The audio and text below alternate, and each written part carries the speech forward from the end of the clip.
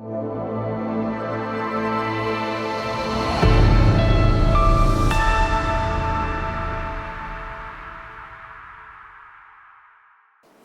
மக்களே, மக்கள் நீதி மையம் திரு கமலஹாசன் அவர்களால் பரபரப்பாக மதுரையிலலாம் பெரிய பெரிய மீட்டிங் போட்டு எல்லா கட்சி நிர்வாகிகள் எல்லாத்தையும் அறிமுகப்படுத்தி மிகவும் பரபரப்பாக ஆரம்பிக்கப்பட்ட கட்சி.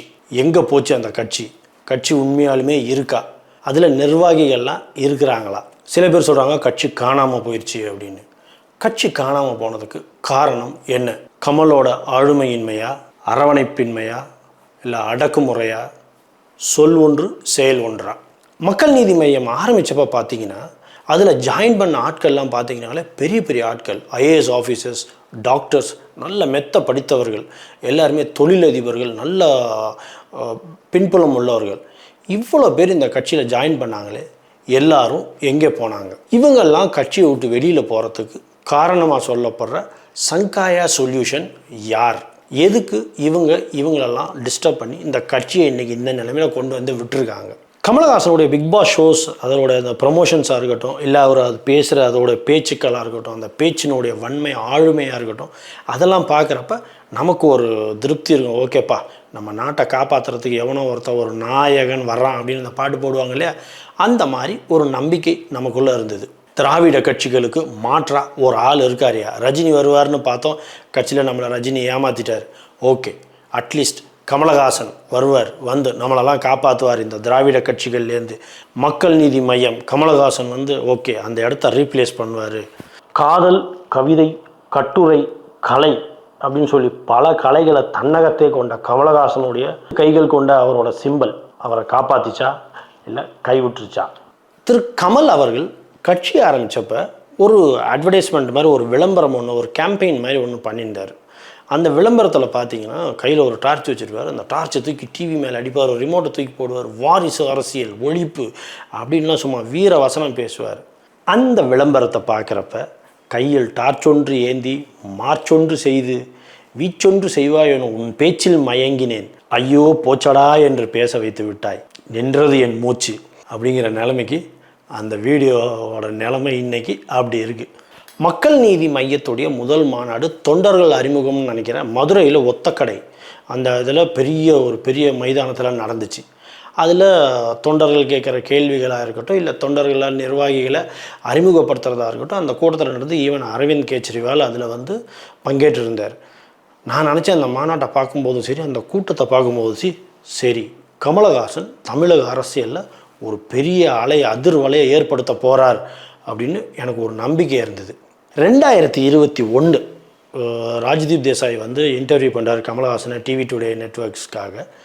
அப்போ அவங்க 2 பேர் சாப்பிட்ருக்கப்போ அவர் ஒரு கேள்வி கேட்குறாரு, உங்கள் கட்சியுடைய எக்ஸ்பென்ஸ்லாம் எப்படி ஹேண்டில் பண்ணுறீங்கன்னு. உடனே அதுக்கு அவர் சொன்னார், நாங்கள் கொஞ்சம் பணம் ஒன்றும் எங்கள் கையில் அந்த அளவுக்கு இல்லை, திராவிட கட்சிகள் கம்பேர் பண்ணும்போது அவங்கக்கிட்ட இருக்கிற அளவுக்கு எங்ககிட்ட காசு கிடையாது அப்படிங்கிற மாதிரி ஒரு விஷயம் சொன்னார். நான் கூட நினச்சேன்ப்பா கமலஹாசன் ரொம்ப கஷ்டப்படுறார் போல் காசு இல்லாமல் அப்படின்னு நினச்சேன். அடுத்த ஒரு கேள்வி கேட்டார். ஆமாம், இவ்வளோ டைட் ஷெட்யூலில் ஈவன் எலெக்ஷன் ரொம்ப கிட்ட வந்துருச்சு, ஒரு பக்கம் சினிமா ஷூட்டிங், ஒரு பக்கம் கட்சி வேலைகள், எப்படி இதை ஹேண்டில் பண்ணுறீங்கன்னொன்னே, நாங்கள் ஒரு சாப்பர் ஹையர் பண்ணியிருக்கோம், அதாவது ஹெலிகாப்டர் ஹையர் பண்ணியிருக்கோம், அதை வச்சு தான் நான் ஃபுல்லாக ஓவராலாக ட்ராவல் பண்ணுறேன் அப்படின்னா பாருங்களேன். என்ன அது, கட்சியில் நிதி நிலைமை பற்றாக்குறை இருக்குது, காசு இல்லை, ஆனால் சாப்பரில் ட்ராவல் பண்ணுறீங்களா? இதுதான் கமலஹாசனுடைய அரசியலோ அப்படின்னு யோசிக்க வச்சுச்சு.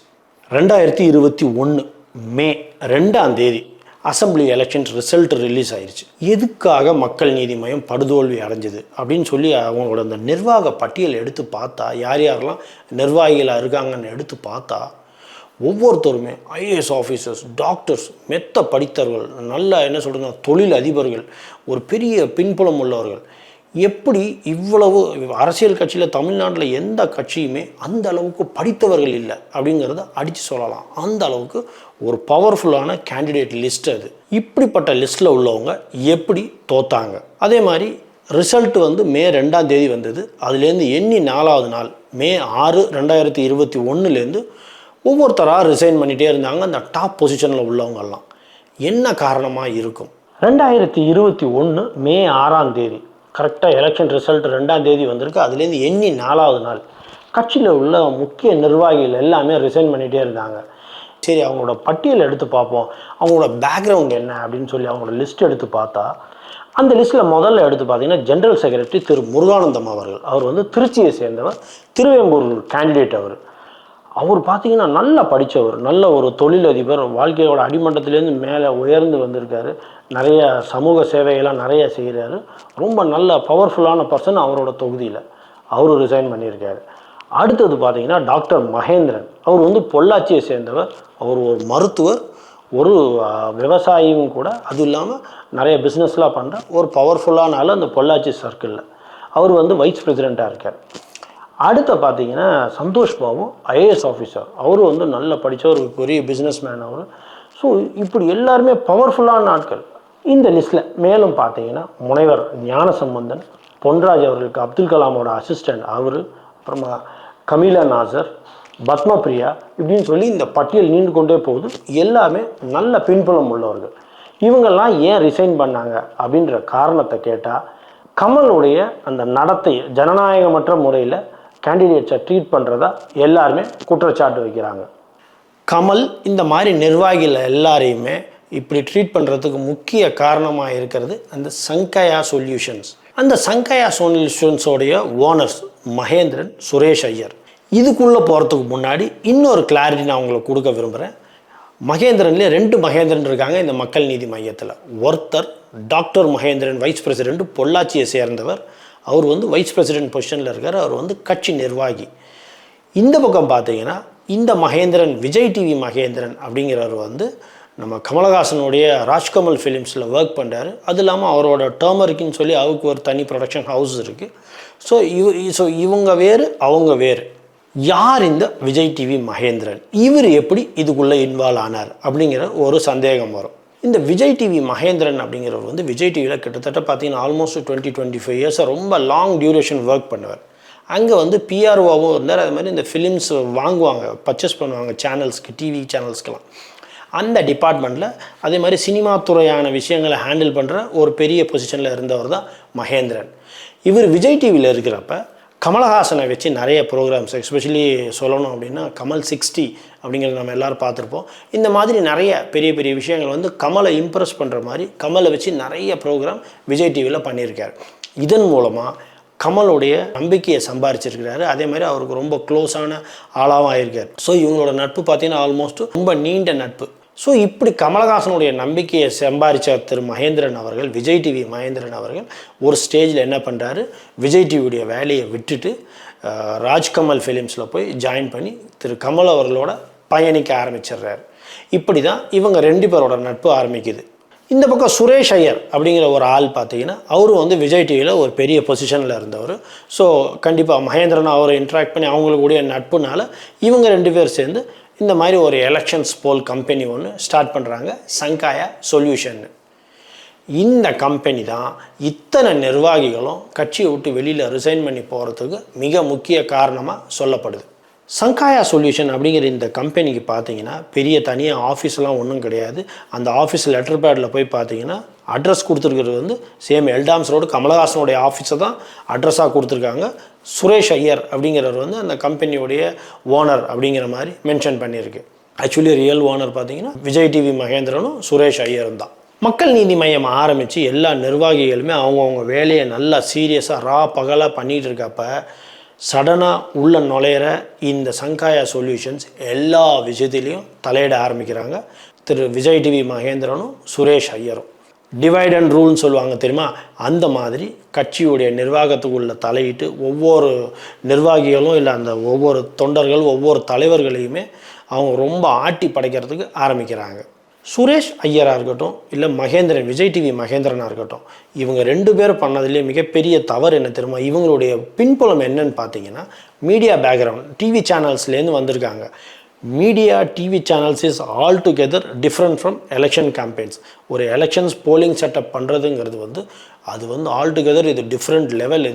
இதுக்குன்னு ஒரு தனி அனுபவம் வேணும். நம்ம ஜஸ்ட்டு டெலிவிஷன் மீடியாலேருந்து வந்துட்டோம்னா இதை ரன் பண்ண முடியுங்கிறது சாத்தியமே இல்லாத விஷயம். இங்கே தான் இவங்க நிர்வாகிகளுக்கும் இந்த சங்கையா சொல்யூஷன்ற இந்த குரூப்பில் உள்ளவங்களுக்கும் குழப்படிகள், கான்ஃப்ளிக்ட்ஸ் வருது. சச்சரவு, சண்டை, குழப்பம் எல்லாம் கட்சிக்குள்ளே வர ஆரம்பிக்குது. இந்த சங்கையா சொல்யூஷன் எப்போ உள்ளே வந்துச்சோ அப்பயே விஜய் டிவி மகேந்திரனும் சுரேஷ் ஐயரும் கமலஹாசன் அவரை அவங்க வசமாக கண்ட்ரோல் பண்ண ஆரம்பிச்சிட்டாங்க. ஸோ கமலஹாசன் அவர்கள் அவங்க என்ன சொல்கிறாங்களோ அதை மட்டுமே கேட்க ஆரம்பிச்சிட்டாரு.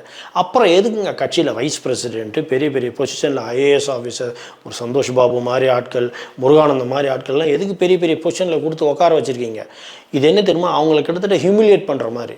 டாக்டர் மகேந்திரன் இவங்களெல்லாம் உட்கார வச்சுட்டு ஃபுல் அண்ட் ஃபுல் இந்த 3 பேருமே விஜய் டிவி மகேந்திரன், சுரேஷ் ஐயர், கமலஹாசன் இவங்க 3 பேர் மட்டுமே எல்லா முடிவையும் எடுக்கிறது. அப்புறம் எதுக்கு இவங்களுக்கெல்லாம் இந்த நிர்வாகிகளுக்கெல்லாம் இந்த பொசிஷன் கொடுத்து பெரிய பெரிய பொறுப்பை கொடுத்துருக்குறீங்க? இங்கே தான் கட்சியினுடைய பிளவு ஆரம்பிச்சிருக்கு. கோவையில் கமலஹாசன் கேண்டிடேட்டாக நிற்கிறார். ஸோ அந்த தொகுதியில் டாக்டர் மகேந்திரன் அவர் கொஞ்சம் செல்வாக்கு உள்ளவர். ஸோ அவர் என்ன பண்ணுறாரு, ஆல்ரெடி ஏடிஎம்கே அண்ட் பிஜேபி வந்து அந்த தொகுதியில் ரொம்ப ஸ்ட்ராங்காக இருக்காங்க. ஸோ டாக்டர் மகேந்திரன் அந்த வைஸ் பிரசிடென்ட் என்ன பண்ணுறாரு, அந்த தொகுதியில் இறங்கி களத்தில் வேலை செய்கிறாரு. எல்லாம் அவரோட பேச்சை கேட்ட தொண்டர்கள்லாம் அவ்வளோ சுறுசுறுப்பாக பகலாக ஒர்க் பண்ணுறாங்க. ஸோ ஒரு ஸ்டேஜில் என்ன ஆகுது, ஈவன் அவரோட பணத்தெல்லாம் ஆஸ் அ வைஸ் பிரசிடெண்ட்டாக ஈவன் அவரோட ஓன் மணி கட்சிக்காக நிறைய ஸ்பெண்ட் பண்ணி எப்படியாவது கமலஹாசனை இந்த தொகுதியில் ஜெயிக்க வச்சிடணும் அப்படின்னு ரொம்ப முழு சின்சியராக ஹார்ட் ஒர்க் பண்ணிகிட்டே இருக்கும்போது தான் சடனாக கமலஹாசன் இவரை கூப்பிட்டு, யார் டாக்டர் மகேந்திரனை கூப்பிட்டு, நீங்கள் ஒன்று பண்ணுங்கள், இனிமேல் நீங்கள் அந்த தொகுதியில் செயல்பட வேண்டாம், நம்ம சங்காயா சொல்யூஷன் விஜய் டிவி மகேந்திரனும் சுரேஷ் ஐயரும் அந்த தொகுதியில் இறங்கி வேலை செய்வாங்க. கொஞ்சம் யோசித்து பாருங்களேன்.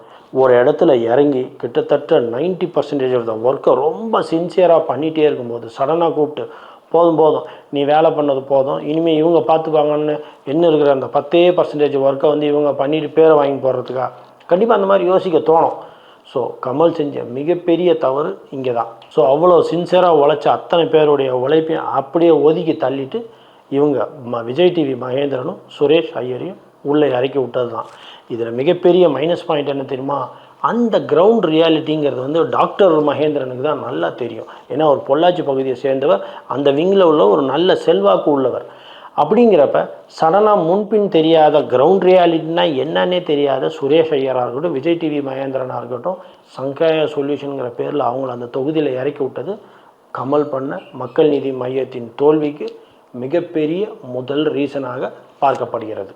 திரு கமலஹாசன் அவர்கள் பண்ண இன்னொரு மிகப்பெரிய தப்பு என்ன தெரியுமா, அவர் சென்னையில் ஏதோ ஒரு வேளாச்சேரியிலே ஏதோ ஒரு ஈவன் டாக்டர் மகேந்திரன் அவர்கள் ரொம்ப இன்சிஸ்ட் பண்ணியிருக்காரு, சார் நீங்கள் இந்த மாதிரி வேளாச்சேரி தொகுதியில் நின்றதீங்கன்னா கண்டிப்பாக ஜெயிச்சதுங்களா? ஏன்னா அந்த தொகுதியில் நின்ன சந்தோஷ் பாபு ஐஏஎஸ் அவர்கள் அந்த டைமில் கொரோனா டைமில் அவர் கேம்பெயின் கூட போலையா நிறையா, பட் இருந்தாலும் நிறைய ஓட்டு வித்தியாசத்தில் நல்ல ஓட்டு வாங்கியிருக்காரு. அப்படிங்கிறப்ப கமலஹாசன் அந்த தொகுதியில் நின்றுருந்தார்னா கண்டிப்பாக ஒரு நல்ல லீடு எடுத்து ஜெயிச்சிருப்பார் அப்படிங்கிற குற்றச்சாட்டை டாக்டர் மகேந்திரன் அவர் திரு கமலஹாசன் மேலே வைக்கிறாரு.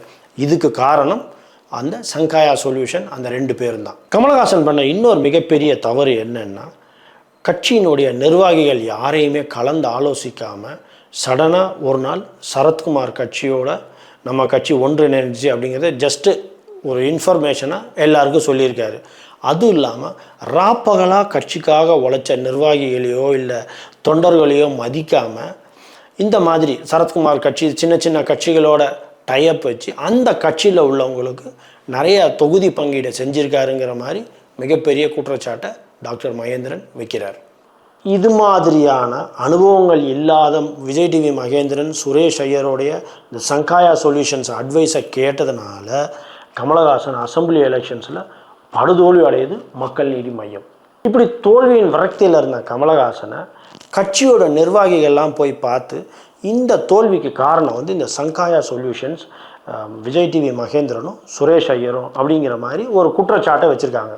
சுரேஷ் ஐயர் மகேந்திரன் மேலேயே ஒரு நல்ல ஒரு அபிப்பிராயம் உள்ள கமலஹாசனுக்கு இந்த குற்றச்சாட்டை ஏற்றுக்கொள்ள முடியல. ஸோ இவர் என்ன பண்ணியிருக்காரு, எல்லாரையும் கட்சி மீட்டிங்க்கு எல்லாரையும் வர சொல்லி எல்லாரும் உட்காந்துருக்கிறப்ப ஓப்பனாக ஒரு ஸ்டேட்மெண்ட் சொல்லியிருக்காரு. இந்த எலெக்ஷனில் நம்ம தோற்றதுக்கு காரணம் நான் என் வேலையை கரெக்டாக பண்ணியிருக்கேன், பட் கட்சி நிர்வாகிகளான நீங்கள் யாரும் பொறுப்பில் இருக்கிற நீங்கள் யாரும் பொறுப்பாக செயல்படலை, உங்களுடைய செயல்பாட்டில் எனக்கு திருப்தி இல்லை, அதனால நானாக உங்களை ரிசைன் பண்ண சொல்கிறதுக்கு முன்னாடி நீங்களாம் உங்கள் பதவியை ரிசைன் பண்ணிடுறது ரொம்ப நல்லா இருக்கும் அப்படிங்கிற மாதிரி சொல்லியிருக்காரு.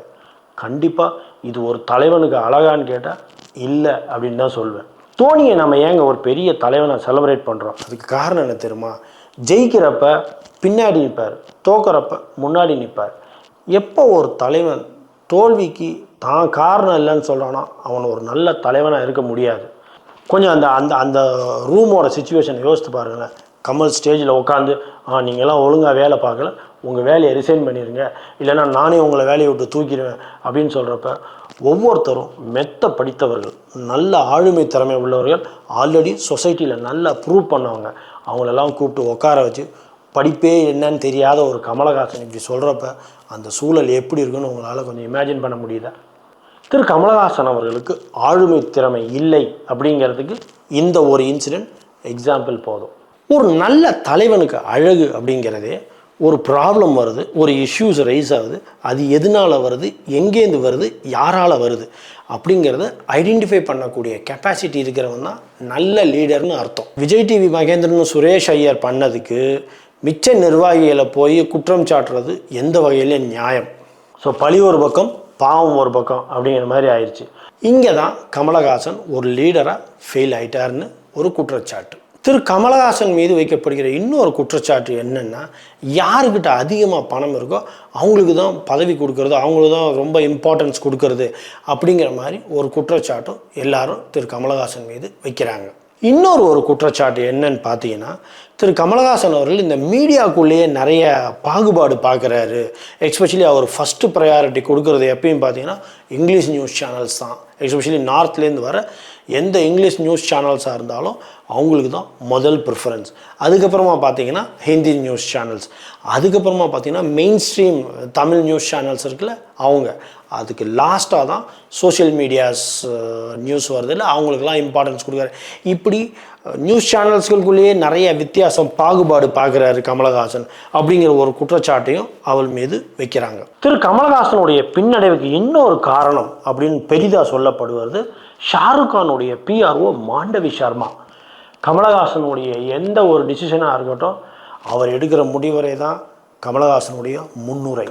ஒரு நார்த்தில் ஒரு சினி இண்டஸ்ட்ரியில் இருக்கிற ஒரு பிஆர்ஓவால் எப்படிங்க நம்ம சவுத்தில் உள்ள எஸ்பெஷலி நம்ம தமிழ் பாலிடிக்ஸ், நம்ம தமிழ்நாடு பாலிடிக்ஸில் என்ன நடக்குதுன்னு டிசைட் பண்ண முடியும்? ஸோ மாண்டவி சர்மா இவங்களுடைய இன்ஃப்ளூவன்ஸும் கமலஹாசனுடைய பின்னடைவுக்கு ஒரு மிகப்பெரிய ரீசனாக பார்க்கப்படுகிறது. எம்ஜிஆரோ கலைஞரோ ஜெயலலிதாவோ இவ்வளோ பெரிய ஆளுமையாக இருந்ததுக்கு காரணம் என்ன தெரியுமா? அவங்க கட்சி நிர்வாகிகளை மதித்து நடந்தது தான் மிகப்பெரிய விஷயம். அவங்க என்னதான் மிகப்பெரிய ஆளுமை உள்ளவர்களாக இருந்தாலும் அவங்களும் மனுஷங்க தானே. ஸோ குழப்பமான நிலைமையில் என்ன பண்ணுவாங்களாம் இவங்கெல்லாம், இந்த பெரிய தலைவர்கள் கட்சி நிர்வாகிகளுக்கு தான் ரொம்ப இம்பார்ட்டன்ஸ் கொடுப்பாங்க. மூன்றாவது ஆட்கள் இதுக்குள்ளே நுழைய முடியாது. ஸோ கட்சி நிர்வாகிகளை அழைச்சி இந்த மாதிரி சிச்சுவேஷன் இருக்குது, இதை எப்படி ஹேண்டில் பண்ணலாம் அப்படிங்கிற மாதிரி அவங்கள்ட்ட ஆலோசனை கேட்டுட்டு ஃபைனல் முடிவு அவங்க எடுப்பாங்க. இதில் ஒரு மூன்றாம் நபர் எஸ்பெஷலி இந்த சங்கையா சொல்யூஷன் மாதிரி ஆட்கள் உள்ளே வர அலோவ் பண்ணவே மாட்டாங்க. அந்த நிர்வாகிகளை மதித்து நடந்ததன் காரணமாக தான் கட்சியில் தொடர்ந்து அந்த பெரிய பெரிய மூத்த தலைவர்கள்லாம் பயணித்ததுக்கு ரீசன் அந்த நிர்வாகிகளுக்கு கட்சி தலைமை கொடுத்த மரியாதை. ஈவன் கலைஞர் அவர்களே பெரிய பெரிய முடிவுகள்லாம் எடுக்கும்போது கட்சி மூத்த நிர்வாகிகளை கலந்து ஆலோசிக்காமல் எந்த ஒரு முடிவு எடுக்க மாட்டாராம். முரசொலி மாறனாக இருக்கட்டும், ஆற்காடு வீராசாமியாக இருக்கட்டும், அன்பழகனாக இருக்கட்டும், ஈவன் துரைமுருகன் இவங்களெல்லாம் கலந்து ஆலோசித்து தான் பெரிய பெரிய டிசிஷன்ஸை எடுப்பாராம். அதுதாங்க ஒரு கட்சிக்கு என்ன அழகு. கட்சியோடைய நிர்வாகிகளுக்கு ரெஸ்பெக்ட் கொடுக்கணும். ஈவன் ஸ்டாலின் அவர்களும் அதையே ஃபாலோ பண்ணுறதா ஒரு தகவல் இருக்குது. அப்போ தான் கட்சி ஸ்ட்ராங்காக இருக்கும். இன்றைக்கி பாருங்கள், மக்கள் நீதி மையம் கட்சியில் எந்த நிர்வாகி இருக்கான் யார் இருக்கான்னு யாருக்குமே தெரியாது. இந்த நிர்வாகமின்மை கமலஹாசன்கிட்ட மிஸ் ஆகுது அப்படிங்கிற மாதிரி ஒரு குற்றச்சாட்டை வைக்கிறாங்க அவங்க கட்சியை சேர்ந்த நிர்வாகிகள். திரு கமலஹாசனுடைய பின்னடைவுக்கு காரணமாக வைக்கப்படுகிற இன்னொரு குற்றச்சாட்டு, எலெக்ஷன் வந்தால் மட்டுமே நம்ம கமலஹாசன் அவர்களை பரபரப்பாக பார்க்க முடியும், மற்றபடி எந்த ஒரு சோஷியல் இஷ்யூவாக இருக்கட்டும், எந்த ஒரு இந்த விஷயத்துக்கு குரல் கொடுத்தாரு அந்த விஷயத்துக்கு குரல் கொடுத்தாரு இல்லை இதுக்காக ஆர்ப்பாட்டம் பண்ணாருன்னு நம்ம கோடிட்டு சொல்கிற மாதிரி எந்த விஷயமும் இது வரைக்கும் கமலஹாசன் செய்யலை அப்படிங்கிறது அவர் மீது வைக்கப்படுகிற மிகப்பெரிய குற்றச்சாட்டு. எலெக்ஷன் வந்துச்சுன்னா மட்டும் மேக்ஸிமம் போனால் அவர் பண்ணுற ஒரு லெவல் பார்த்திங்கன்னா ட்விட்டரில் ஒரு கண்டனம் தெரிவிக்கிறது. இதுதான் கமலஹாசனுடைய extreme level of politics activities. ஏங்க இப்போ கட்சி ஆரம்பித்த விஜய் அவர் பண்ண அளவுக்கு கூட கமலஹாசன் பண்ணலை அப்படிங்கிறது கமலஹாசன் மீது வைக்கப்படுகிற ஒரு மிகப்பெரிய குற்றச்சாட்டு. கமலஹாசனோட கட்சி வந்து ஒன்லி அர்பன் ஏரியாவில் ஓரளவுக்கு எஸ்டாப்ளிஷ் ஆகிருக்கு. ரூரல் ஏரியா ஈவன் நம்ம அந்த வில்லேஜ் சைட்லாம் போனோம்னா, ரிமோட் வில்லேஜ்லாம் போனோம்னா அவர் கட்சி ஆரம்பித்த விஷயங்கள் இன்னும் நிறைய பேருக்கு தெரியலங்கிறது ஒரு ஆச்சரியமான தகவல். கட்சியோட பின்னடைவுக்கு இன்னொரு காரணமாக கூறப்படுறது வந்து, ஒரு பக்கம் நல்ல ஹார்ட் ஒர்க் பண்ணி கெட்ட பேர் வாங்கியிருக்கிற நிர்வாகிகள், இன்னொரு பக்கம் பார்த்திங்கன்னா ஒரு செட் ஆஃப் பீப்புள் இருக்காங்க. ஸ்னேகன், விஜய் டிவி மகேந்திரன், சுரேஷ் ஐயர், ராதிகா, ஸ்ரீபிரியா, இப்படிங்கிற ஒரு சில கேட்டகரி பீப்புள் இருக்காங்க. இவங்களும் கட்சியோட பின்னடைவுக்கு ஒரு மிகப்பெரிய காரணமாக குற்றச்சாட்டு வைக்கப்படுகிறது. இதில் இன்னொரு தகவலும் கேள்விப்படுது, எந்த அளவுக்கு உண்மைன்னு தெரியல. இந்த சங்கயா சொல்யூஷன் வந்து கமலஹாசன் தான் இந்த கம்பெனியை ஆரம்பிச்சிருக்காரு. அவர்கிட்ட உள்ள பிளாக் மணியெல்லாம் ஒயிட் மணி ஆக்கிறதுக்காக மகேந்திரன், விஜய் டிவி மகேந்திரனையும் சுரேஷ் ஐயரும் ஒரு கருவியாக பயன்படுத்திக்கிறாருன்னு நான் கேள்விப்பட்டேன். இது எந்த அளவுக்கு உண்மையான தகவல்னு எனக்கு தெரியாது. இது ஜஸ்ட்டு செவி வழி வந்த செய்தி. கமலஹாசன் அவர்கள் டாக்டர் மகேந்திரன் அவர் மீது குற்றச்சாட்டு வைக்கிறார். அவரை நாங்கள் கட்சியை விட்டு நீக்கிட்டோம், ஏன்னா அவர் கட்சிக்கு எதிராக செயல்பட்டார்னு. என்ன தாங்க கட்சிக்கு எதிராக செயல்பட்டார்? அதுக்கு ஒரு குற்றச்சாட்டு சொல்கிறாங்க, இல்லை அவர் பொள்ளாச்சி ஜெயராமனுக்கு ஆதரவாக செயல்பட்டார் அப்படின்னு. பொள்ளாச்சி ஜெயராமனுக்கு ஆதரவாக செயல்படணும்னா அவர் டைரெக்டாக அங்கேயே போய் ஜாயின் பண்ண போகிறார். அவர் ஏங்க உங்கள் கட்சியில் வந்து உட்காந்துக்கிட்டு இப்போ தான் டெவலப் ஆகுது அந்த கட்சியில் போய் உட்காந்து அவர் ஏன் செயல்படணும்? இங்கேயே வந்து அவரோட திங்கிங் வந்து தப்புங்கிறது நமக்கு தெரியுது, திரு கமலஹாசனுடைய திங்கிங்.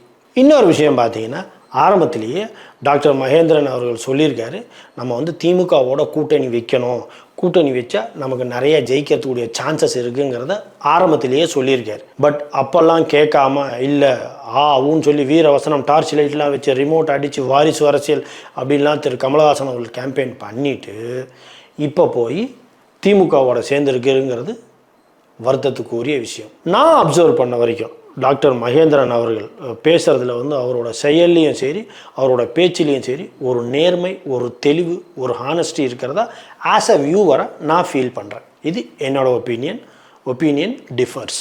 அந்த 2021 டைமில் என்ன தான் கமலஹாசன் அவர்கள் டாக்டர் மகேந்திரன் மீது அதிகபட்சமாக குற்றச்சாட்டு வச்சா கூட ஒரு விஷயம் நீங்கள் எல்லாம் அப்சர்வ் பண்ணிக்கலான்னு தெரியல, அந்த பீரியடில் அந்த 2021 எஸ்பெஷலி அந்த ரெசிக்னேஷன் டைமில் எல்லா டிவி சேனல்லையுமே தைரியமாக டாக்டர் மகேந்திரன் அவர்கள் இன்டர்வியூ கொடுத்துருந்தார். அவர் தப்பு பண்ணலாங்கிற அந்த கான்ஃபிடென்ட் அவர் இருக்கிறதுனால தான் அவர் அவ்வளோ தைரியமாக, எனக்கு தெரிஞ்ச ஆல்மோஸ்ட் எல்லா டிவி சேனல் சோஷியல் மீடியாலையும் அவரோட இன்டர்வியூ நம்மளால் பார்த்துருக்க முடியும். ஸோ அந்த அளவுக்கு கான்ஃபிடென்ட்டாக இருந்தார். பட் அதே இந்த பக்கம் பார்த்தீங்கன்னா சங்கயா சொல்யூஷன்ஸுடைய ஓனர்ஸ் விஜய் டிவி மகேந்திரனோ ஆர் சுரேஷ் ஐயரையோ எந்த ஒரு இன்டர்வியூலும் நம்ம பார்த்துருக்க வாய்ப்பே கிடையாது. ஏன் அவங்க வெளியில் வந்து சொல்லலாம்ல, அவங்க வந்து இன்டர்வியூ கொடுத்துருக்கலாம்ல, ஏன் கொடுக்கல அப்படிங்கிறது ஒரு மிகப்பெரிய கேள்வி. என்னை பொறுத்த வரைக்கும் மக்கள் நீதி மையம் ஒரு நல்ல தலைவர், ஒரு நல்ல ஆளுமை, கண்டிப்பாக மகேந்திரன் மாதிரி ஆட்கள், டாக்டர் மகேந்திரன் மாதிரி ஆட்கள் உள்ளே இருந்திருந்தாங்கன்னா கட்சி ஒரு வேறு லெவலுக்கு போயிருக்குமோ அப்படிங்கிறது என்னோட பர்சனல் ஒப்பீனியன். கமலஹாசனுடைய பின்னடைவுக்கு மிகப்பெரிய காரணமாக அரசியல் விமர்சகர்கள் சொல்கிற இன்னொரு காரணங்கள் என்னன்னு பார்த்தீங்கன்னா, அண்ணா யூனிவர்சிட்டி துணைவேந்தர் சூரப்பா அவர்களுடைய இஷ்யூ. இந்த சூரப்பா இஷ்யூவில் கமலஹாசன் அவர்களும் பிஜேபி மட்டுமே சூரப்பாவுக்கு ஆதரவாக இருந்தாங்க. இந்த ஒரு விஷயத்தினால கமலஹாசன் அவர் பிஜேபியுடைய பி டீமாக இருப்பாரோ அப்படிங்கிற ஒரு கருத்து எல்லார் மனசுலையும் வந்ததுனால அவருடைய கட்சி பின்னடைவை சந்தித்ததாக அரசியல் விமர்சகர்கள் குற்றச்சாட்டு வைக்கிறாங்க. இப்போ அந்த கட்சியில் யார் நிர்வாகி, யார் வைஸ் பிரசிடெண்ட், யார் ஜெனரல் செக்ரட்டரின்னு யாருக்குமே தெரியல. அந்த நிலைமையில தான் கட்சியோட நிலவரம் இருக்குது. ஆதியும் நானே அந்தமும் நானேன்னு எல்லாத்துக்கும் எல்லாமா கமலஹாசனே எல்லா பொசிஷன்லேயும் இருக்கார். இன்றைக்கு அந்த கட்சியோடைய நிலைமை இதுதான். இப்போதைய கமலஹாசனுடைய நிலை என்ன அப்படின்னு கேட்டிங்கன்னா, ஒரு காமெடியாக ஒரு ரீசெண்டாக ஒரு ஸ்டோரி கேள்விப்பட்டேன். ஒரு பிரின்ஸிபால் என்ன பண்ணாராம், காலேஜில் உள்ள பசங்களாம் ரொம்ப டார்ச்சர் பண்ணாராம். உடனே இந்த ஆள் விட்டா போதுண்டா அப்படின்னு சொல்லி பசங்களாம் அந்த காலேஜை விட்டு பக்கத்தில் உள்ள காலேஜுக்கு போய் ஜாயின் பண்ணிட்டானுங்களாம். ஜாயின் பண்ணி திடீர்னு ஒரு நாள் பார்க்குறானுங்களாம், அந்த காலேஜில் அதே பிரின்ஸிபால் திருப்பி பிரின்ஸிபாலாக வந்துட்டாராம். கமல் கட்சியில் இருந்தவங்க எல்லாருமே இப்போ போய் டிஎம்கேயில் ஜாயின் பண்ணிட்டாங்க. கடைசியில் நான் சொன்ன அந்த பிரின்ஸிபால் மாதிரி கமலஹாசனும் டிஎம்கேயில் போய் சரண்டர் ஆகிட்டார் ஒரே ஒரு சீட்டுக்காக. எப்படி ஆரம்பித்த கட்சி எப்படி வீழ்ந்துருக்கு பார்த்தீங்களா? இதில் இன்னும் அடிஷ்னலாக ரீசெண்டாக தக் லைஃப் ஆடியோ லான்ச்சில் திடீர்னு சிம்புவை பார்த்து கமலஹாசன் உணர்ச்சி வசப்பட்டு நீதான் வருங்கால தலைவன், நீதான் இந்த நாட்டை ஆளப்போகிறாய் அப்படி இப்படிங்கிற மாதிரி கிட்டத்தட்ட ஒரு முதலமைச்சர் கேண்டிடேட் மாதிரி சிம்புக்கு ஒரு ட்ராப் விரிச்சிருக்காரு, ஒரு வலையை விரிச்சிருக்காரு. சிம்பு இதில் மாட்டாமல் இருப்பாரா அப்படிங்கிறது காலம்தான் பதில் சொல்லும். எல்லாரும் சொல்கிற மாதிரிங்க கமலஹாசன் அறிவாளி, பயங்கரமான நாலேஜ் உள்ளார், அவருக்கு தெரியாத சப்ஜெக்ட்ஸே கிடையாது, அவர்கிட்ட நீங்கள் என்ன சப்ஜெக்ட் கொடுத்தாலும் அவர் டிஸ்கஸ் பண்ணுவார், என்ன வேணாலும் சொல்லுங்கள். ஒரு டாக்டர் ஒரு 30 வருஷமாக டாக்டராக இருக்கலாங்க, அவருக்கு அனுபவத்தினுடைய எக்ஸ்ட்ரீம் லெவலில் இருக்கலாம். சடனாக கொரோனான்னு ஒரு நோய் வருதுன்னு வச்சுக்கோங்களேன், அந்த நோயை பற்றி அந்த டாக்டர் படிக்க வேண்டியதுங்கிறது அந்த டாக்டருடைய காலத்தின் கட்டாயம். கட்சியில் கொரோனான்னு ஒரு நோய் வந்திருக்கு, அதை எப்படி சரி பண்ண போகிறாருங்கிறது டாக்டர் கமலஹாசன் கையில் இருக்குது. இப்படி அதல பாதாளத்தில் இருக்கிற கட்சியை கமலஹாசன் எப்படி மீட்டெடுக்க போகிறார் அப்படிங்கிறது காலம்தான் பதில் சொல்லணும். இதுதாங்க மக்கள் நீதி மையம் கடந்து வந்த பாதை. இன்னைக்கு இந்த கட்சி இருக்கிறதுடைய லெவல் இதுதான். கண்டிப்பாக இந்த வீழ்ச்சியிலிருந்து கமலஹாசன் எழுந்து மீண்டு வருவார் அப்படின்னு அவருக்கு வாழ்த்து சொல்லுவோம். மேலும் இன்னொரு வீடியோவில் உங்களை சந்திக்கிறேன். இந்த வீடியோ உங்களுக்கு பிடிச்சிருந்ததுன்னா லைக் பண்ணுங்கள், சப்ஸ்கிரைப் பண்ணுங்கள், ஷேர் பண்ணுங்கள், மறக்காமல் கமெண்ட் பண்ணுங்கள்.